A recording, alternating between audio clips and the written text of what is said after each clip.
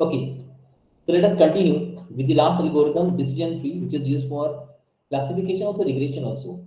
So as the name suggests, this is a structure. It is in the form of a tree. So we'll build a tree, and using that tree, we'll build a model of machine learning ahead. Okay, and that tree will show you, give you the suggestion that which path is correct and which is not. So here in the programming, I will apply new different kind of methods by which you can identify the accuracy of the model perfectly. Let us see what is decision tree. So decision tree is a graph to represent the choices as and the result in the form of a tree structure. The nodes in the graph represent an event or the choices, and the edges in the graph represent the decision rules or the conditions.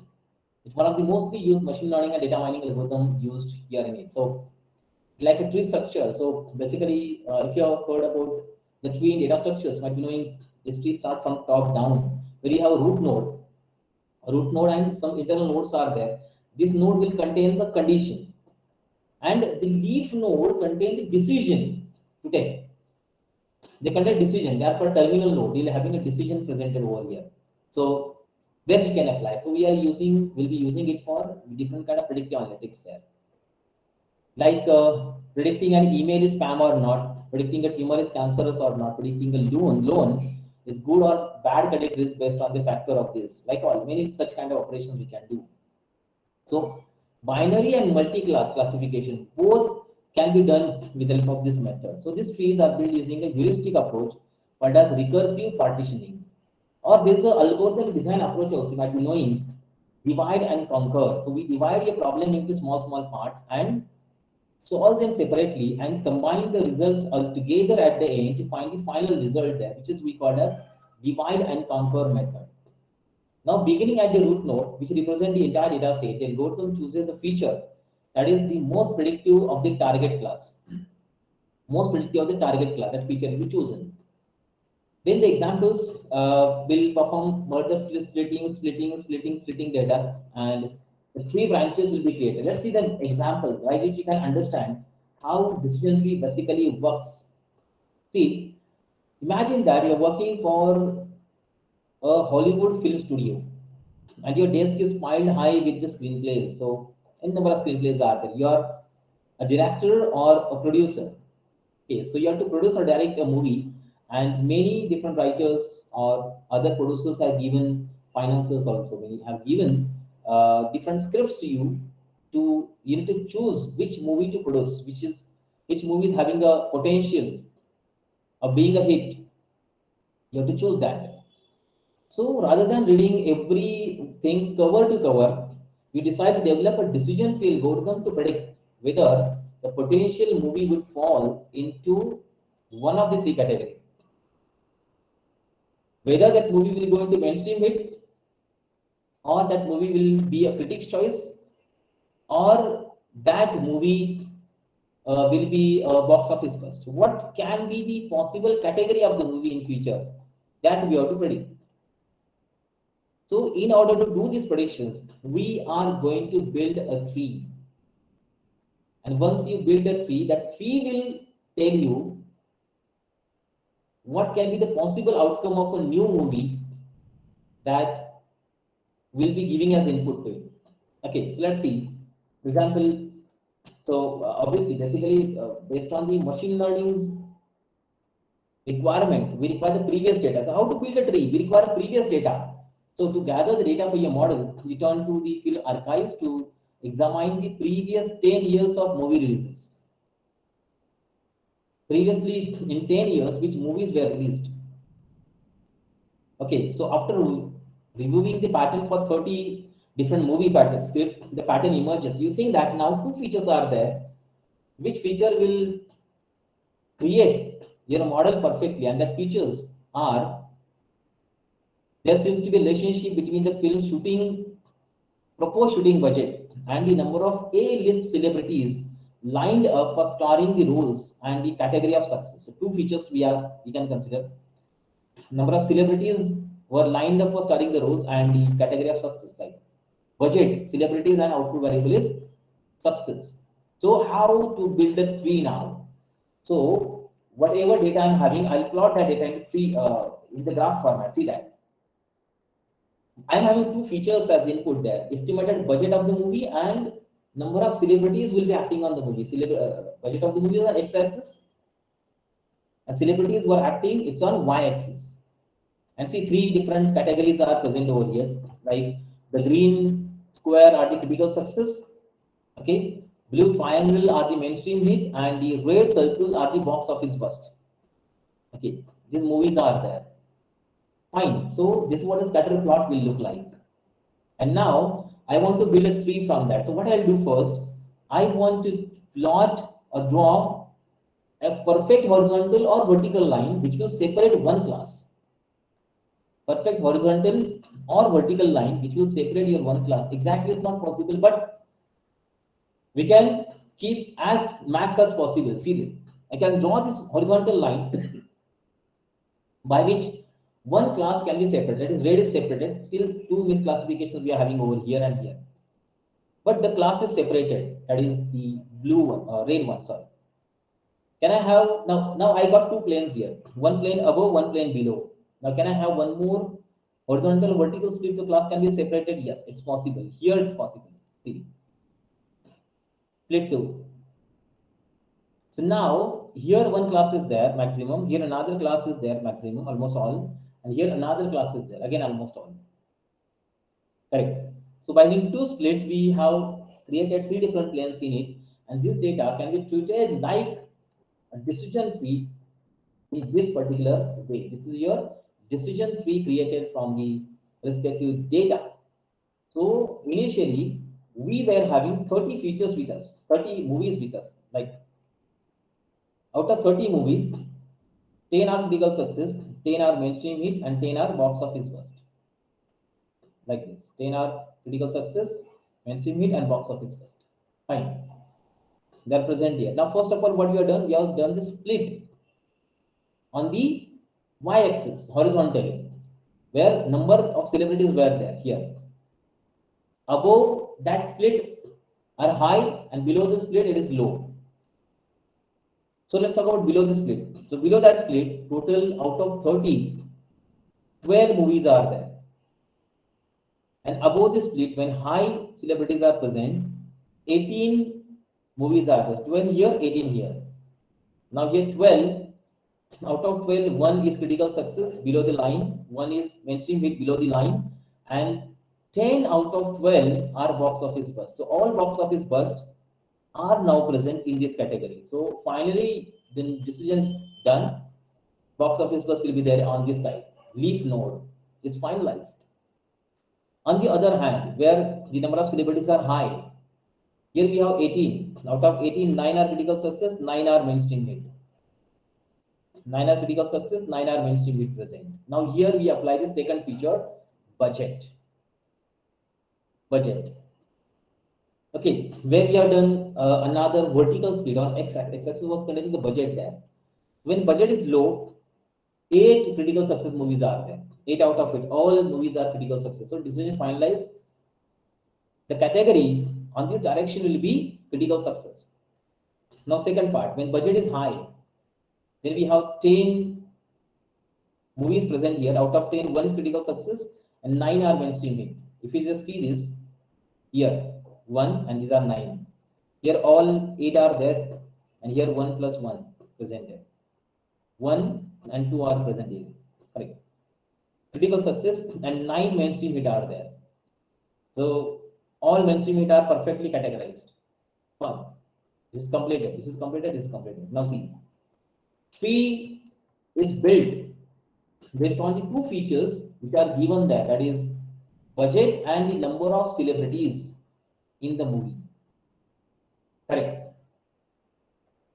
Fine. So this is how we are building the decision tree model here. And now using this particular model, we are going to do the predictions ahead. What kind of predictions are required? See, I'll take a new movie in my hand. Its properties, features I can take. What are that? Budget and celebrities. When budget is high, celebrities are also high. In for that movie, what can be possible outcome? Budget is high, celebrities are high, and budget is also high. It can be a mainstream hit. When budget is low and celebrities are high, so celebrities are high and budget is low, it can be critical success. Fine. And when celebrities are low and budget is high, and celebrities are low, budget is not taken into consideration completely. Your movie can be a box office bust. Budget is low. That you can see over here. This is how the tree building process is completed. And we can use this tree to do the classification of data. The example which you have seen here, this is multi-class classification, but we can use for binary also. I'll show the binary classification example for this data. For this decision tree algorithm, we'll be applying some different method to split the data, and we'll see how to create the decision tree practically using R programming language now. Okay, this is a classical example that we can use. Even on net also you can find different explanation of the same, and maybe some sort of mathematics is also involved in that for building, deciding which split user or sorry, which feature to use or select to split on. That's a different question to use. Let's see how to do. I'm having one data set with me. First I will show data set, and then we'll talk about how to apply the decision tree algorithm on the respective data. So see, the data is containing the image features. Okay. Data contains the image features of bank notes. Okay. So few notes were fake, few notes were genuine, original, and their data is extracted from here. See, there are four image properties that are extracted from the node. Okay, and the class of that particular data is also given there. Okay, class means class is the outcome variable. Means 0 means the node is original, and 1 means the node is fake. All the properties are there. Here below, one node is there. So 1 means this node is fake. All these, see, you can see differences are there. And 0 means the node is original. These are the genuine original nodes are there. Okay. So thousands of such nodes are scanned by image processing software, and we have kept them into a CSV file like this. Now we have to build a decision tree. That decision tree will decide when new node is coming, we'll build the modular tree first, and when the new node is coming, we'll identify the class of that particular node. What can be the possible class of this node? Whether it is 0 or 1. For that purpose, we will build a decision tree algorithm here. How to build? And we will see this data set is available on the link which I have given at the start of the session. That is mithu.co.in slash data set. Okay, so and even this data is available on the UCI machine learning repository also, which is one of the most popular repository where different kind of machine learning data sets are present. They're available. You can download from that location, and we can use that to build our machine learning models here. So let us see that how to work with this data. I'll be using some different method here for building the decision tree. So let's see this data.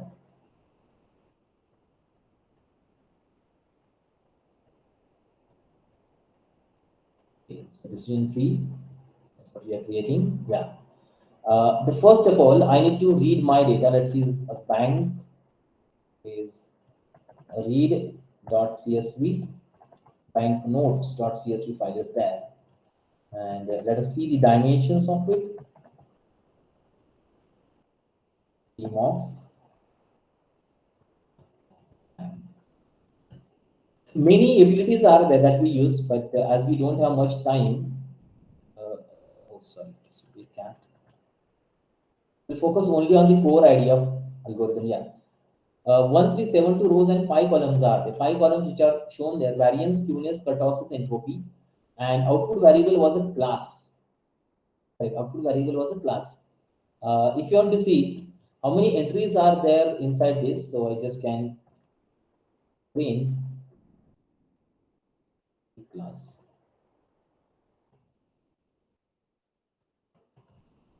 Okay, a table that will show you. Okay, this class. So for this class, we have 0 entries 762 and 1 entries are 610 are there. That's what the table will show you. Fine. And now, one thing I'll do, we have seen the create partition function in the previous case, but without using that function also, it's possible to perform the operation to build the data set randomly. For that purpose, I need to set a seed point here. That's the seed point I have set. And there is a function called as runif. Total number of entries that we have seen here are 1372 are there. So I have to create 1372 randomized entries here. So by using order function, I can use randomized data, bank random numbers are created.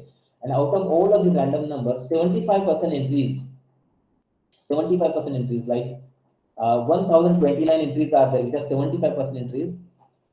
Out of all, I'll keep 1 to 1029.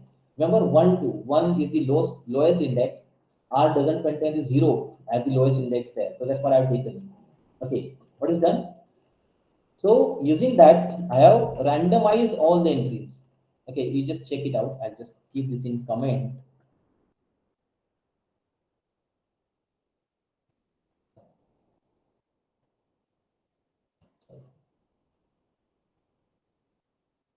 Bank randomized entries.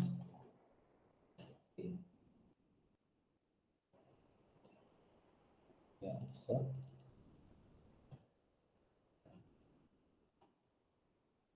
yes. So entries are completely randomized. You can check this. This is a row number 891, 1311, 488. Like I want to randomize because we see that the data was sequentially ordered. First, all original nodes were there. 000 was present. Now you can see 1100, 1011, 1101. Like all data I have mixed together, mixed it. And after mixing, we will keep first 1029, that is 75% increase here in the training data. 75% increase in training.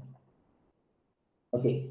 And remaining from 1030 to 1372 entries rows, that is 25% increase in testing.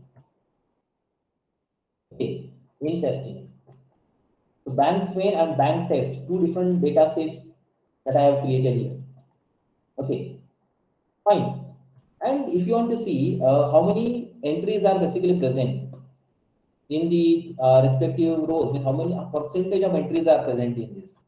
What's the percentage of entries here? You just printed this. I don't want that. How much percentage of entries are present? I can use a function called as prop table. Prop dot table. Here I'm applying the table. Bank chain class means for zeroth class, how many percentage of entries are present, and for one class, how much percentage of entries are present, that we can print by using the prop table. See this one. See.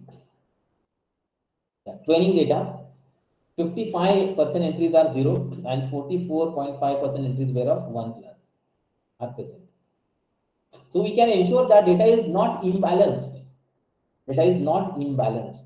That's what we need to know. And one more thing you need to note, that outcome variable that we are using here for the decision tree package, basically, it should be in factor format. Factor. Yesterday we talked about the factor. Factor is just like a set. The entries are not repeated. Okay, so to convert that class into factor, what I am using as dot factor function, where I am passing the bank train class variable as the input to the as dot factor, and I'll be converting that data into factor format.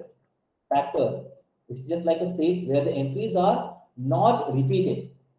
Okay, entries are not repeated. Remember, that's what I'm using. So that's why I'm converting into factor format. And now I have done the cross validation, that I have converted data into train test format.